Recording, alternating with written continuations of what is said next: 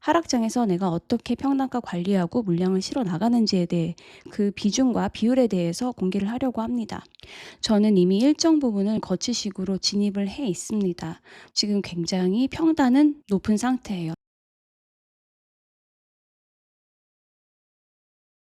여러분 본인들만의 기준을 세워서 계획을 세워두면 남들 다 무서워할 때 '아 드디어 4차 맞네. 매수 버튼 눌러야겠다.' 뭐 이렇게 기계적으로 여러분들 대응을 할 수 있게 됩니다. 절대로 제가 지금 이 하는 방법이 투자 대회에서 1등 하는 방법은 아닐 겁니다. 가장 중요한 건 나만의 시나리오가 있느냐 없느냐입니다. 나만의 법칙, 나만의 매수 룰이 있다면 그냥 그거대로 여러분들은 기계적으로 실행을 하시면 돼요. 지난 3월에 하락장이 왔었죠. 그때 손을 놓고 있는 것이 아니라 별도로 확보한 현금을 제가 정해놓은 매수 법칙에 따라서 투입을 해서 위기를 기회로 바꾼다, 이런 전략을 제가 쓰고 있고요. 레버리지 투자는 떨어질 때 무서워서 못 사고 또 오를 때 추격 매수하다가 물리기 쉽잖아요. 저는 이걸 방지하기 위해서 QQQM 혹은 QQQ 나스닥 100의 전고점 대비 하락률을 기준으로 철저하게 분할 매수 계획을 세워뒀습니다. 근데 얼마 전에 이 신고가가 올라오면서 전고점이 깨졌죠. 그래서 다시 같은 루트로 분할 매수 계획을 세우도록 해야겠습니다. 저는 QLD를 사지만 기준은 일배수 ETF인 QQQM의 전고점 대비 하락률 MDD를 봅니다. 여기서 QQQM인 이유는 가끔 물어보시는 분들이 있는데 별 이유 없고요. 제가 QQQM 또한 가지고 있기 때문이고, 또 하나는 QQQ보다 QQQM이 그 가격 자체도 싸고요. 그다음에 운용 수수료도 조금은 쌉니다. 그래서 그냥 순전히 경제적인 이유로 QQQ보다 QQQM을 가지고 있고요. 뭐 QQQ를 보시던 QQQM을 보시던 건 상관이 없습니다.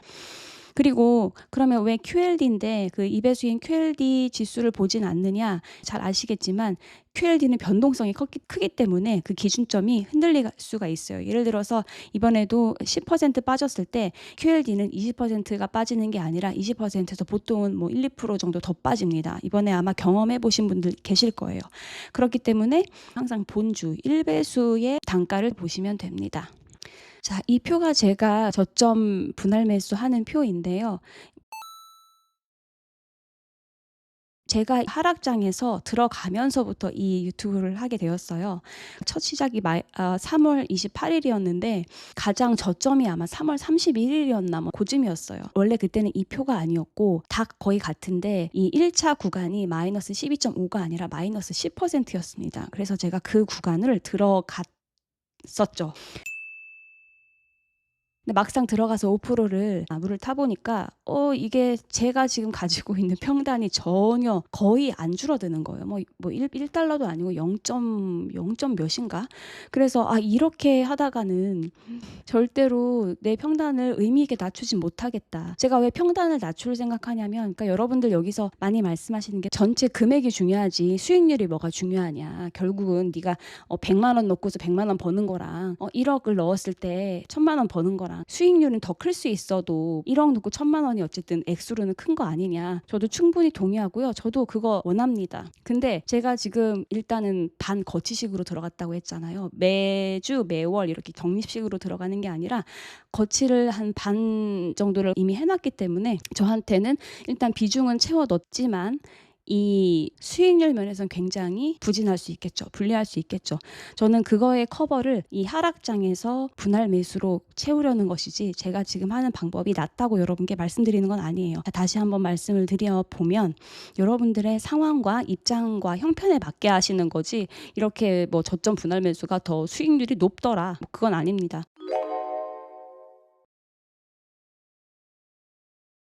번외로 말씀을 드리면 사실상 제가 조금 욕심을 부려서 거치식에 들어간 것도 맞아요. 왜냐면은 저는 그때 어느 정도의 목돈이 있었는데 그 돈을 그냥 놀리기는 싫은 거죠. 그렇다고 지금 제가 들어간 게 제가 주식한 지 얼마 안 됐잖아요. 지금 거의 전고점이 작년 9월이었는데 제가 그때부터 주식을 시작했거든요. 그래서 그때부터 시작했으니 앞뒤를 돌아봐도 제 평단이 너무 높은 거죠. 적립식으로 들어갈 것이 아니라 그러면은 일단은 이 시장에 올라타고 그리고 나서 나머지 반으로 좀 평단가 낮춰보자. 만약에 계속 상승장이라면 이 상승장에서 내가 상승분도 먹고, 그리고 혹시 여기서 폭락을 한다면 혹은 하락을 한다면 이 하락장에서도 어느 정도 분할 매수를 해서 수익을 가져가자. 왜냐하면 그때 작년 9월, 10월, 뭐 11월 버블이다, 뭐 이제 올 때가 됐다, 3년에 한 번씩 하락장이 오는데 그게 바로 뭐 내년이 될 거다, 이런 굉장히 말이 많았거든요. 심플하잖아요. 올라가거나 폭락하거나. 그래서 제가 그 두 마리의 토끼를 다 잡아보고 싶은 겁니다.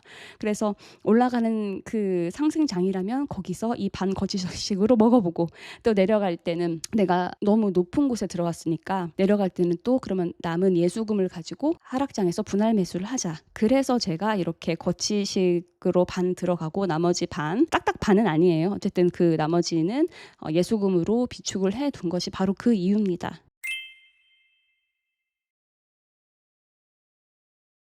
그래서 여러분도 여러분들의 상황에 맞게 그렇게 짜시는 것이 중요해요. 절대로 제가 지금 이 한 방법이 투자 대회에서 1등하는 방법은 아닐 겁니다. 하지만 제 마음을 만족시켜주는 방법이기는 했어요. 이게 굉장히 중요한 것 같아요.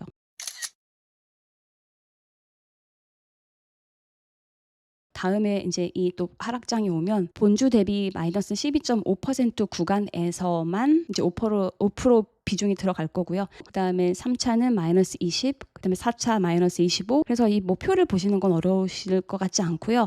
투입 금액은 여러분께서 뭐 조정하시면 되고요. 그냥 제가 1억으로 여러분들 보시기 쉽게 달러로 한 거고요. 중요한 거는 비중입니다. 그래서 저는 5%, 15%, 20%, 25%, 35% 이렇게 약 5% 구간씩 해서 들어갈 거고요. 실제로 저는 이거를 어쨌든 지켰어요. 자, 그래서 이 전략의 핵심은 이 금액이 아니라 비중입니다. 그래서 내가 가진 총 금액을 100으로 보고 지수가 30% 마이너스가 왔을 때 내 자신이 내 자산의 이 3분의 1을 즉각적으로 태울 수 있느냐, 이제 이런 용기가 있는 게 핵심이고, 또 이 현금 비중은 제가 QLD 원금 대비에 뭐 1대1로 가져갈 수도 있고요, 3대2로도 가져갈 수 있어요. 예를 들어서 제가 1억이 QLD에 투자되었다.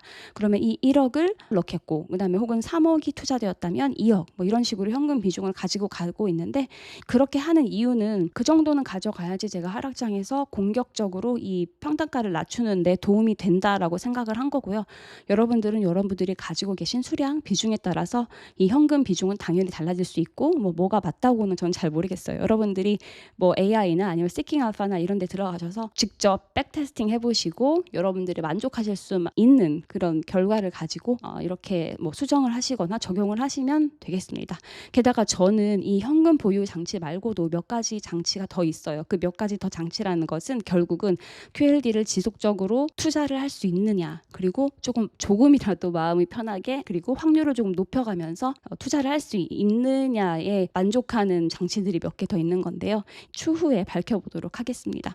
그래서 이렇게 계획을 세워두면 남들 다 무서워할 때 저는 드디어 4차 구간 왔네, 매수 버튼 눌러야겠다, 뭐 이렇게 그냥 기계적으로 대응을 할 수 있게 됩니다. 그래서 이 레버리지 투자에서 감정을 빼는 게 굉장히 어렵잖아요. 근데 저는 제가 이번 하락장을 겪으면서 전 잘 해냈다고 생각합니다.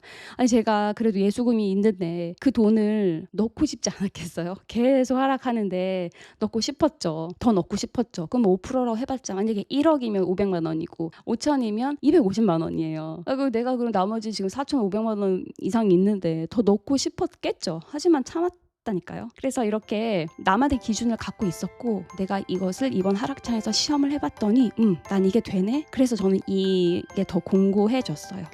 그런데 물론 이 시장이 제 생각만큼 안 빠질 수도 있고 더 빠질 수도 있어요. 하지만 이번에도 제가 느꼈지만 가장 중요한 건 나만의 시나리오가 있느냐 없느냐입니다. 근데 나만의 시나리오가 있고 나만의 법칙, 나만의 매수 룰이 있다면 그냥 그거대로 여러분들은 기계적으로 실행을 하시면 돼요. 그런데 물론 그 방법이 나에게 맞고 나한테 만족감을 주었고 나한테 후회나 실수가 없을 거라는 어떤 그런 확신을 주었기 때문에 저는 따라간 거고요. 그 지점이 가장 중요한 것 같습니다. 뭐 비중을 몇 % 태웠다 이게 중요한 게 아니고요. 자, 그러면 여러분도 여러분 본인들만의 기준을 세워서 투자를 하시기를 바라고, 다음번에는 제가 마이너스 30%라는 이 큰 하락장에 왔을 때 어떻게 대응을 할 것인지에 대한 전략도 말씀드려보도록 하겠습니다. 그래서 계속 보고 싶으시다면 혹은 궁금하시다면 구독, 좋아요 눌러주세요. 여러분 안녕.